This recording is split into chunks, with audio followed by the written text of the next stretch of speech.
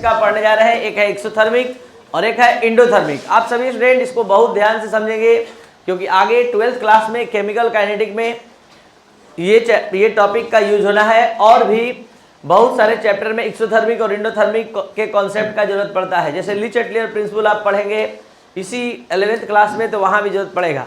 तो एक्सोथर्मिक और endothermic reaction क्या होता है 11th क्लास में तो आप पढ़ने जा ही रहे। 9th 10th में भी एक्सोथर्मिक और इंडोथर्मिक आप लोग पढ़ चुके हैं। एक्सोथर्मिक का मतलब होता है वैसा केमिकल रिएक्शन जिसमें हीट इवॉल्व होता है, यानी हीट रिलीज होता है, तो उसको हम एक्सोथर्मिक रिएक्शन कहते हैं। और वैसा केमिकल रिएक्शन जिसमें हीट एब्जॉर्ब होता है इंडोथर्मिक रिएक्शन कहलाता है। यहाँ हम थोड़ा सा डिफरेंट अंदाज में इस 11th क्लास के स्टैंडर्ड में अब एक्सोथर्मिक और इंडोथर्मिक को समझाने जा रहे हैं। पहले एक चीज बता दें आपको, जैसे आप एक्सोथर्मिक अधिकतर कब समझते हैं कि रिएक्शन एक्सोथर्मिक है और कब समझते हैं कि इंडोथर्मिक है। जैसे मान लीजिए ये कोई केमिकल रिएक्शन है x plus y arrow m plus n, तो यहां लिखा हुआ है Q। इसका मतलब क्या समझते हैं आप लोग, इसका मतलब समझते हैं कि रिएक्टेंट x और y जब आपस में रिएक्शन करता है तो प्रोडक्ट m और n का फॉर्मेशन करता है, साथ ही साथ Q किलो कैलोरी हीट भी इवॉल्व करता है, बाहर निकालता है। तो हीट यहाँ इवॉल्व कितना किलो कैलोरी हो रहा है, Q kilo calorie heat evolve हो रहा है। अब अगर हम यहाँ लिखे P प्लस Q, यहाँ दोनों कॉन्सेप्ट को एक साथ समझाएंगे और तब जाकर माइंड में कॉन्सेप्ट फिट होगा, इसलिए एक्सोथर्मिक और इंडोथर्मिक दोनों समझाने जा रहे हैं एक साथ।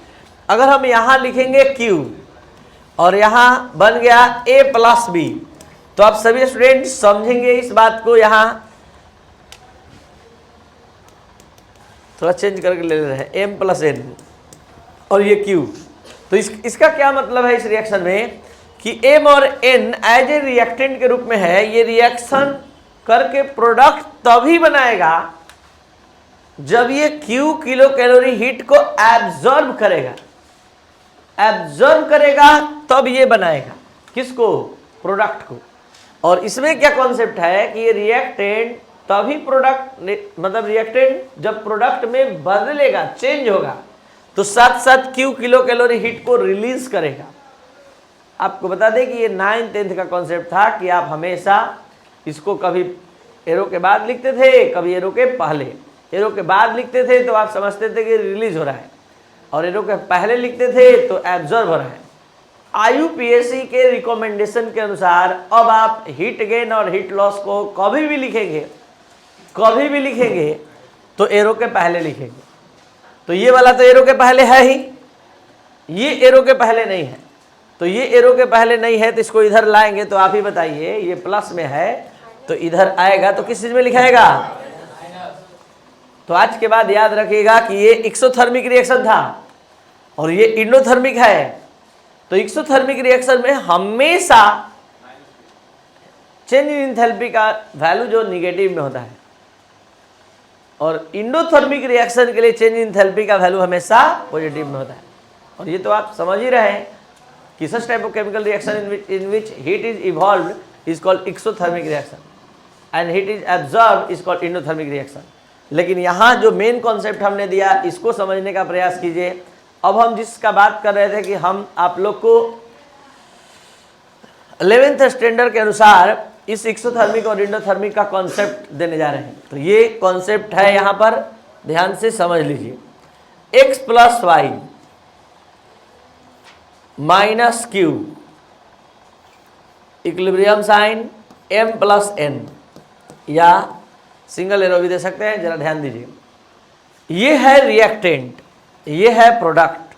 ये रिएक्शन इशारा कर रहा है, आपको समझाने का प्रयास कर रहा है कि रिएक्टेंट की इंथैल्पी जो है वो प्रोडक्ट के इंथैल्पी से ER मतलब रिएक्टेंट की इंथैल्पी पर, और ये प्रोडक्ट की इंथैल्पी है EP। अगर दोनों को मैथमेटिकली समझा जाए तो ये अधिक वैल्यू वाला है और ये कम, दोनों को इक्वल समझने के लिए यहाँ पर क्या किया गया है, माइनस। मतलब ये इसके अंदर जो स्टोर्ड एनर्जी है और इसके अंदर जो स्टोर्ड एनर्जी है, तो इस रिएक्टेंट की इंथैल्पी प्रोडक्ट की इंथैल्पी से अधिक है। तो इसमें Q अगर कर देंगे तो ये पूरा पूरा क्या हो जाएगा, इक्वल हो जाएगा।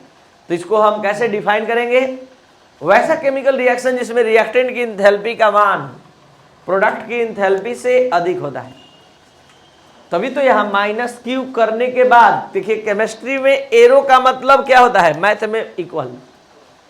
तो ये इक्वल तब होगा जब इस पूरे के इंथैल्पी में, रिएक्टेंट की इंथैल्पी में Q किलो कैलोरी को सब्सट्रैक्ट किया जाएगा, घटाया जाएगा। तो हम इससे एक्सोथर्मिक को नए ढंग से कैसे डिफाइन करने जा रहे हैं, वैसा केमिकल रिएक्शन जिसमें रिएक्टेंट की इंथैल्पी प्रोडक्ट की इंथैल्पी से अधिक होती है, उसको कहते हैं क्या, एक्सोथर्मिक रिएक्शन। अब यही कॉन्सेप्ट अगर हम इंडोथर्मिक के लिए अगर हम बात करें, इंडोथर्मिक के लिए बात करें तो क्या होगा कि ये x + y arrow m + n अगर हम लिख रहे हैं और यहाँ पर हम लिख रहे हैं +Q, तो अब आप ही बताइए x + y के अंदर जो स्टोर्ड एनर्जी है वो प्रोडक्ट के इंथैल्पी से, यानी रिएक्टेंट की जो इंथैल्पी है प्रोडक्ट की इंथैल्पी के इक्वल नहीं है। यहाँ ये इसमें ऐड होगा तब ये रिएक्टेंट की इंथैल्पी प्रोडक्ट की इंथैल्पी के इक्वल होगी। तो अब कहा जाएगा कि रिएक्टेंट की इंथैल्पी कम है, प्रोडक्ट की इंथैल्पी क्या है, यानी ये रिएक्टेंट की इंथैल्पी तब प्रोडक्ट की इंथैल्पी के इक्वल हो रही है जब इसमें Q किलो कैलोरी हीट मतलब एक जोड़ा जा रहा है, ऐड किया जा रहा है। तो हम ये समझाना चाह रहे हैं कि जब एक्सोथर्मिक रिएक्शन होगा तो रिएक्टेंट की इंथैल्पी, रिएक्टेंट की जो इंथैल्पी होती है, रिएक्टेंट की इंथैल्पी एक्सोथर्मिक रिएक्शन में अधिक होती है, रिएक्टेंट की इंथैल्पी अधिक होती है और प्रोडक्ट की इंथैल्पी जो होती है कम होती है। इसका क्या सेंस है कि इंथैल्पी इसका सपोज दैट हमने मान लिया ER और इसका मान लिया EP, तो इससे समझ में ये आ रहा है कि ER का वैल्यू अधिक है EP से, तभी उसमें Q घटाया जा रहा है, क्योंकि ये इक्वल, एरो का मतलब क्या है, इक्वल।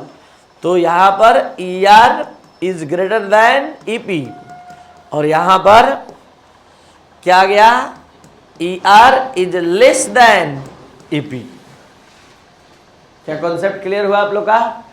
जल्दी से बता दीजिए, एक्सोथर्मिक रिएक्शन में ER अधिक होता है कि EP? रिएक्टेंट की इंथैल्पी अधिक, प्रोडक्ट की इंथैल्पी, तभी तो इसमें Q घटा रहे हैं, सब्सट्रैक्ट कर रहे हैं, तब जाकर ये EP के इक्वल हो रहा है। तो नया डिफिनेशन क्या हो गया एक्सोथर्मिक का, such type of chemical reaction in which enthalpy of reactant is greater than enthalpy of product. और अब इसको हम नए तरह से डिफाइन कैसे करेंगे, तो such type of chemical reaction in which enthalpy of reactant is less than enthalpy of.